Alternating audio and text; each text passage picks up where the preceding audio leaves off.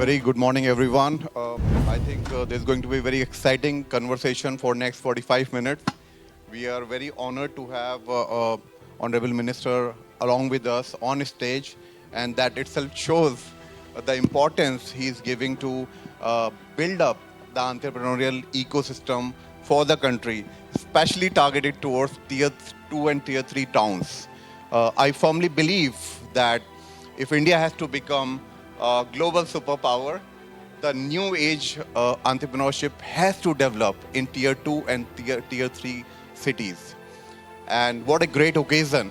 Today in IT Delhi, we are going to discuss it out in a manner wherein the entrepreneur themselves who have navigated this journey from diverse fields, they are going to talk about it. On this note, now let me take it to Honorable Minister Jayant Singh. I think, sir, a brief introduction and how do you navigate your journey right from going abroad, getting your education from London School of Economics, coming back to serve the country, become a grassroots leader, and now thinking ahead to take tier 2, tier 3 town entrepreneur in the main line of entrepreneurship in the country. A brief introduction from your side, sir. It's not, it wasn't a difficult thing for me to just have studied abroad and come back in, because that is the life, that is the reality of India that I have seen from close quarters.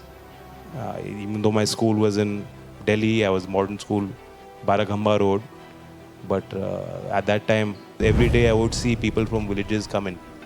I used to go to villages. I used to meet the real people of India who were building India. And today, the task I've been given is to keep our aspirational young people hopeful. Let that positivity guide them in their difficult journey as India transits from a developing country into a global power in many aspects. That has to be powered by our youth development, and our capacity building efforts in skill development, in education, have to be aligned with those national priorities. How did you transition from international macrofinance at LSE to observing the grassroots realities of rural India? It isn't difficult. All of you have spent time outside. That is the remarkable pull of India. There is something that is special about our sense of belonging and community that drives us. I think all of you have had successful careers and you've quit that. It's so motivating to hear. You have to be happy with what you do. I'm just saying that to the younger audience, the students who are listening in. Don't do something that doesn't make you happy, because in the long run, it's not sustainable. It'll eat you from inside. Don't do something, follow a path which you are told to blindly. You need to be motivated at a very high level to sustain in that career or that job or that role. Problems that I find I don't have solutions to or answers to, and things that seem insurmountable with regards to कि India में इतनी challenge है, समस्याएं हैं, समाधान अभी दिख नहीं रहा. But at the same time, every day there are things that keep you looking forward to the next action point. Mr. Bipin, a grad from IT Delhi, he was working on to build chips, right? So how come this transition from typical hardware to a fintech company and building it so massively in the country? How did this happen? We used to live in a one-room house in West Delhi, and I had two younger siblings. So I was very happy when I got this job at Intel, and then progressed. I was hardworking, then went to NVIDIA, and then came back to Delhi, worked in another company called Freescale Semiconductors. And they were pretty shocked to hear that I was not satisfied, and that I was feeling frustrated with the work that I was doing, and I was bored. And they said, you don't come from a business family. I mean, of course, we had a small shop kind of business earlier, but we don't have any savings. Business is for rich people who have money. That is the common perception.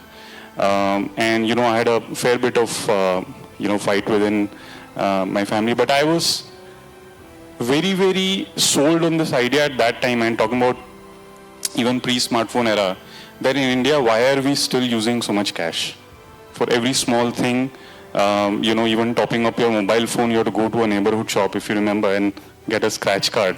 I don't know how many of you remember. That used to be the thing, and I said, why are millions of people, it's so inefficient, need to do that. It should be done digitally. It should be done using technology, and that was the birth of MobiKwik. And once I was convinced that this is going to be a very big market, India has so many people who don't have, at least at that time, didn't have access to digital payments, and over a period of time don't have access to finance or financial products or banking products, which are usually only available to the rich, right? Because finally the lowest middle class, the poorest of this country, always have the lowest access to any financial product, whether you talk about credit or how to save money, etc., because they don't have the wealth, so nobody wants to make money out of them. It's very difficult. Thankfully, in the last 15 to 18 years, thanks to the digital revolution that we have seen in this country, millions and hundreds of millions of people have joined this through UPI, through wallets now, through multiple financial products. And so while I've sold my NVIDIA shares, I'm still quite satisfied with the impact that I've created. The business is also done well. But still, I believe that, even only 1/3 or less than 1/3 of India is still touched through this digital technology. There's still at least 10 to 20 years more to go, because when we sit here, we are talking about cities like Delhi, but we just have to go 100 kilometers from here, 150, 200 kilometers from here to see that, still there is a lot of work that needs to be done. Dr. Jagdish, navigating the transition from an academic discovery to a commercially viable product is notoriously difficult. So what was the hardest part about unlearning the academic perfectionism? Yeah, very, very important question, Rajat. Actually, in laboratories, then we mainly work on identifying particular mechanism, discover something, and then invent it, and then finally, because of the ecosystem is developing towards the development of products, we develop the product. So in laboratory, actually feel like, wow, we have already developed a product which is excellent, fantastic. Okay, so the story does not end there. But when you take the product and then put it in the real-time environment, there the problem starts. Because, for example, if you take the agriculture products, for example, we are a plant scientist, I can tell you. So whenever we develop a product and put it in a particular place, and actually it does not work as simple as it works in the laboratory condition. Because there are a lot of factors involved. For example, different temperatures, different agroclimatic regions, biotic stress, abiotic stresses, and then that should be sustainable, farmer friendly, easy to use, many things. So the thing is that developing a product in the laboratory does not end there.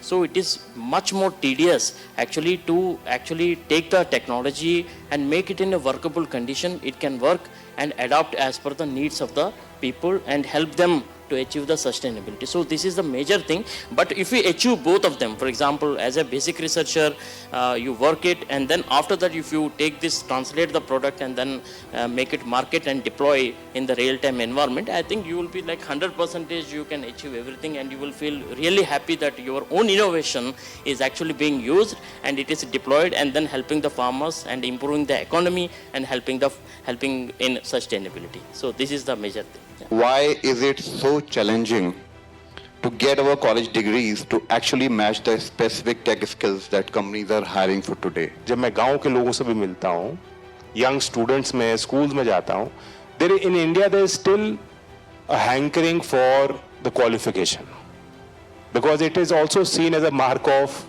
having made it. Just because you passed IIT Delhi didn't mean that you made it. You have to keep at it, keep reinventing yourself. तो बहुत बार मैं पूछता हूँ कि अब आगे क्या करोगे? कहते हैं जी ठीक है, नौकरी मिल गई, नहीं मिल गई तो चलो BA कर लेंगे. So the desire to follow the structured formal education, complete a degree, is still very strong. I'm not trying to pull that down. It should be so. Because we need technical information. मैं इस कमरे में बैठा हूँ, सब experts हैं, domain experts हैं. आपने डीप नॉलेज किया है, बट आपने मिड करियर चेंजेस भी किए हैं. आप हार्डवेयर आदमी थे, अब चले गए सॉफ्ट फाइनेंशियल उसमें. आप मेडिकल डिवाइस में आप आ गई. You were working in some other sector, and so similarly everyone has to reinvent themselves. So we have to work on parallel tracks, and I'd like to ask all of you, looking back at your journey, or anyone who wants to say, what has been the best decision that you have taken in your life, you feel, or your career? For me, it was two. One is taking our plunge into entrepreneurship and coming to India. And in a hindsight, both worked out. I would not have traded that for anything else. We used to find कि सबसे सस्ता doctor कौन सा है, and we used to, and that was a mandate, like हमको जाना ही जाना है. So become a patient and go to doctors, because doctors ऐसे appointment नहीं देते. So we started that. So it was many, we haven't counted, but हाँ, almost we have spent 6 months to get our product market fit, and that was the thing that we did. That we just went to doctors as a patient. Today when you look back at your organization, आपके 800 employ हैं. संदीप जी, आपके कितने हैं? Sir, 250. 250 employ हैं. तो is it a startup culture? And when you are scaling up, what are you doing to ensure that culture of rewarding merit and excellence is maintained? Second aspect to that is big organizations also tend to hire based on network of influence. तो IIT तो सब आते हैं higher करने के लिए, आप सीकर गए हायर करने के लिए. तो how many of you are able to break the bias in your hiring policy and ensure that actual grass root talent can also come and work in your companies? We hired from tier 3 cities where talent is there, but reaching to cities was not there. They all were from small towns, so they understood what is the gap in healthcare industry. कोई उनका अपना, someone have gone through this process because Delhi आना पड़ता था, या anywhere they had to go to get the expert advice. So they were aligned with our mission and vision. How many women in your enterprise? So 80% women, 20% men. ताली बजाइए please. So we had to do that because people started asking कि आपकी company में mails भी higher होते हैं या नहीं. So we said that no, we are not biased. We hire males too. मैं आप सबसे पूछना चाहूँगा, what was the one mistake that you can own up to that yes मुझसे गलती हो गई? Sir, I would say entrepreneurship is all about making tons of mistakes. The foundation is risk taking. नहीं, एक गलती बताओ, ऐसे घुमाओ मत हमें. देखिए, अगर आप एंटरप्रेन्योरशिप कर रहे हैं तो 5-7 साल के लिए फैमिली को तो भूल जाना पड़ेगा. सर, ये गलती तो शायद हर कोई कर रहा है सर. ये मतलब, and it's a big one sir. It's a big sacrifice one. Ultimately why are you working hard? मैं अपनी गलती बताऊंगा कि I was not confident when I was passing out of IIT Delhi, when I was doing a job. I knew I was good, but I never thought or believed कि I can be the best, because skill acquire करना फिर भी possible है, but जो self confidence और belief चाहिए कि मैं ये कर सकता हूँ, कि कोई कहीं से भी किसी भी background से आए, वो कुछ बना सकता है, उसको बड़ा कर सकता है, उसको बेच सकता है, और किसी भी इसी फोरम में कहीं पे भी बैठ सकता है. That's one thing that definitely I wish I had done more of, and I don't know what it would have resulted into, but definitely I see that as an opportunity. Thank you Vipin ji. ये आज का नवाचार मंत्र है, आत्मविश्वास. वो हम सब में जिंदा रहे. Thank you.